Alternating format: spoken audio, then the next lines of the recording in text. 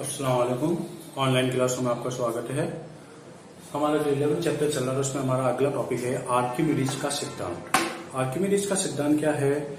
Archimedes के अनुसार जब किसी वस्तु को द्रव में यानी तरल में पूर्ण या आंशिक रूप से डुबाया जाता है तो वस्तु ऊपर की ओर एक बल अनुभव करता है जो वस्तु द्वारा हटाए गए द्रव के या तरल के भार के बराबर होता है।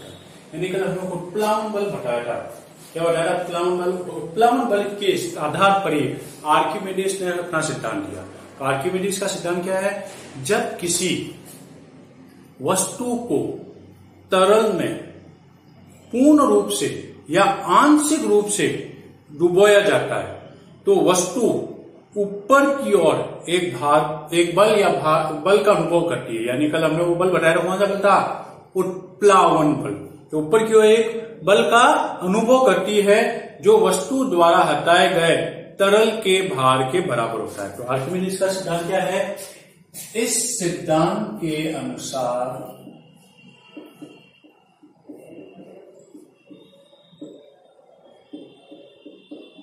जब किसी वस्तु को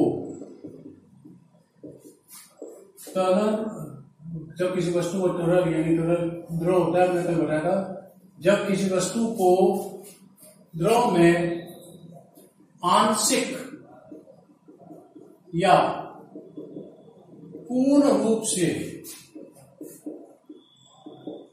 डुबोया जाता है तो वस्तु ऊपर की ओर एक बल अनुभव करती है जो वस्तु द्वारा हटाए गए द्रव के भार के बराबर होता है। क्या हो गया? इस सिद्धांत के अनुसार जब किसी वस्तु को तरल में आंशिक या पूर्ण रूप से डुबोया जाता है तो वस्तु ऊपर की ओर एक बल अनुभव करती है जो वस्तु द्वारा हटाए गए द्रव के या वस्तु द्वारा हटाए गए द्रव के या तरल के भार के बराबर होता है। इसी को हम क्या कहते हैं? आर्किमिडीज का सिद्धांत कहते हैं। इसको हम क्या कहते हैं? आर्किमिडीज का सिद्धांत। यानी कल हमने जो उत्प्लावन बल बताया था, उत्प्लावन बल भी ये बताया था जब कोई वस्तु को तरल में रखा जाता है, द्रव में डुबाया जाता है तो ऊपर की ओर एक बल का अनुभव करती है जिससे हम उत्प्लावन बल कहा था। फिर हमने बताया था उत्प्लावन बल के कारण वस्तु डूबती है। कैसे? यदि उत्प्लावन बल का मान वस्तु के भार से अधिक है तो वस्तु क्या होगी? द्रव में तैरती है। और जब उत्प्लावन बल का मान वस्तु के भार से कम है तो वस्तु डूब जाती है। इसके हमने कल दो उदाहरण भी दिए थे।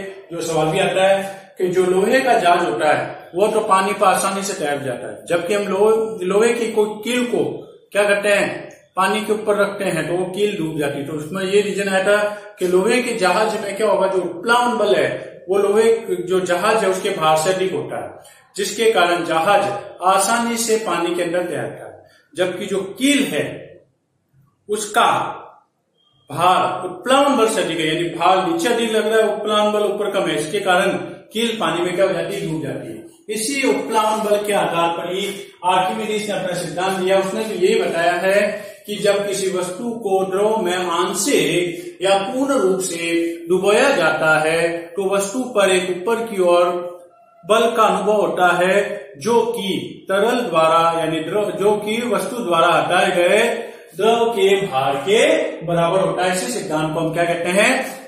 आर्किमिडीज का सिद्धांत कहते हैं। तो हमने एक तो परनोट की परिभाषा हुई, एक दाब की परिभाषा हुई, फिर हमने उत्प्लावन बल पढ़ा और फिर क्या आया है? आर्किमिडीज का सिद्धांत होता है। फिर इसके बाद है हमारा इसमें नया टॉपिक ये बिल्कुल आपेक्षिक घनत्व।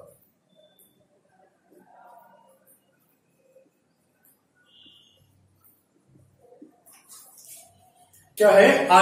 आपेक्षिक घनत्व। तो आपेक्षिक घनत्व क्या होता है? किसी पदार्थ का आपेक्षिक घनत्व, किसी पदार्थ का आपेक्षिक घनत्व उस पदार्थ के घनत्व वह पानी के घनत्व के बराबर होता है। किसी पदार्थ का आपेक्षिक घनत्व उस पदार्थ का घनत्व वह पानी के घनत्व के बराबर होता है। तो यह क्या है? किसी पदार्थ का आपेक्षिक घनत्व उस पदार्थ के घनत्व तथा पानी के घनत्व के अनुपात के बराबर होता है। क्या है? किसी पदार्थ का अपेक्षित घनत्व उस पदार्थ के घनत्व तथा पानी के घनत्व के अनुपात के बराबर होता है। यानी पदार्थ का हमको अगर आपेक्षिक घनत्व निकालना है तो क्या निकालेंगे? पदार्थ का घनत्व बटा पानी का घनत्व। आपेक्षिक घनत्व कैसे निकलेगा? पदार्थ का घनत्व बटा पानी का घनत्व। तो आपेक्षिक घनत्व क्या होता है? किसी पदार्थ का आपेक्षिक घनत्व उस पदार्थ का घनत्व और पानी के घनत्व के बराबर होता है। अब आपेक्षिक घनत्व क्या है? समान राशियों का अनुपात है। इसलिए आपेक्षिक घनत्व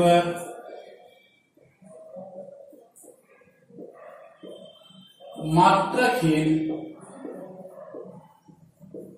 राशि है।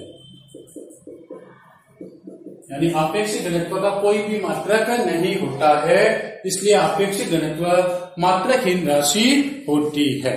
तो क्या हो गया? आपेक्षिक घनत्व क्या हो गया? किसी पदार्थ का आपेक्षिक घनत्व उस पदार्थ के घनत्व तथा पानी के घनत्व के बराबर होता है। इसलिए आपका क्या आपेक्षिक घनत्व क्या मानी जाती है? मात्रहीन राशि मानी जाती है। तो ये हमारे किसके बारे में हुआ? आपेक्षिक घनत्व के बारे में होता है। तो आपेक्षिक घनत्व क्या होता है? पदार्थ के घनत्व और उस पदार्थ के घनत्व और पानी के घनत्व के बराबर होता है। ठीक है। तो ये हमारा किसके बारे में आया है? आर्किमिडीज के सिद्धांत हो गया और आपेक्षिक घनत्व के बारे में आया है। एक परिभाषा होती है मुक्त पतन। क्या होती है? मुक्त पतन। मुक्त पतन क्या होता है? हमने बताया जब किसी वस्तु को स्वतंत्रता पूर्वक गिराया जाता है, यानी यहां से जब किसी वस्तु का प्रारंभिक वेग शून्य होता है और धीरे धीरे उसके वेग में वृद्धि केवल गुरुत्वाकर्षण के कारण होती है। ठीक है। उसी को हम क्या कहते हैं? मुक्त पतन। यानी जब किसी वस्तु को स्वतंत्रता पूर्वक गिराया जाता है अर्थात वस्तु का प्रारंभिक वेग 0 होता है तथा उसके वेग में वृद्धि गुरुत्वाकर्षण के कारण होती है, तो उससे हम क्या कहते हैं? गुरुत्वीय। उसको क्या कहते हैं? मुक्त पतन। यानी जब किसी वस्तु को स्वतंत्रता पूर्वक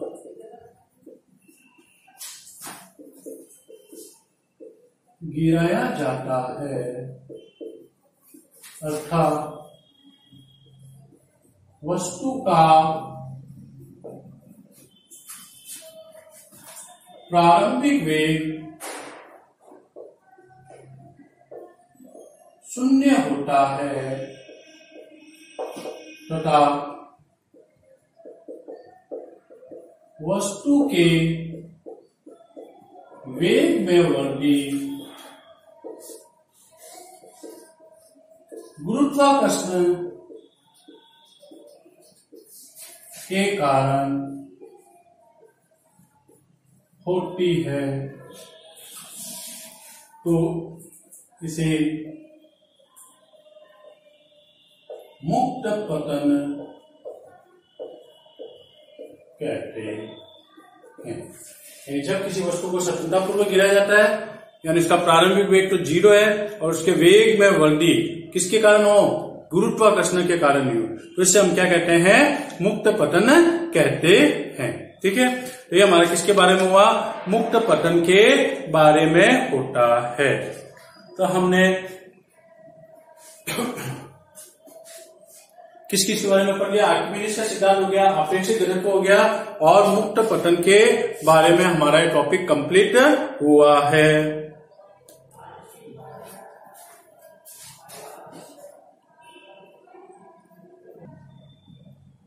तो ये हमारे अलग अलग टॉपिक हुए, एक तो क्या हुआ है आर्किमिडीज का सिद्धांत, दूसरा क्या हुआ अपेक्षित घनत्व और अगला क्या हुआ है हमारा मुक्त पतन के बारे में।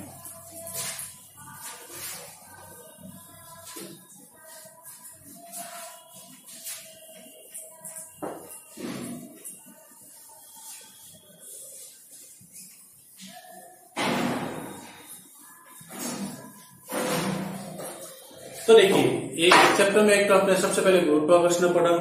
गुरुत्वाकर्षण क्या होता है, पृथ्वी प्रत्येक वस्तु को अपनी ओर आकर्षित करती है, इसको ही हम क्या कहते हैं, गुरुत्वाकर्षण कहते हैं। और पृथ्वी वस्तु को जिस बल से अपनी ओर आकर्षित करती है उसको हम क्या कहते हैं, गुरुत्वाकर्षण बल कहते हैं। फिर आया गुरुत्वाकर्षण का सार्वत्रिक नियतांक।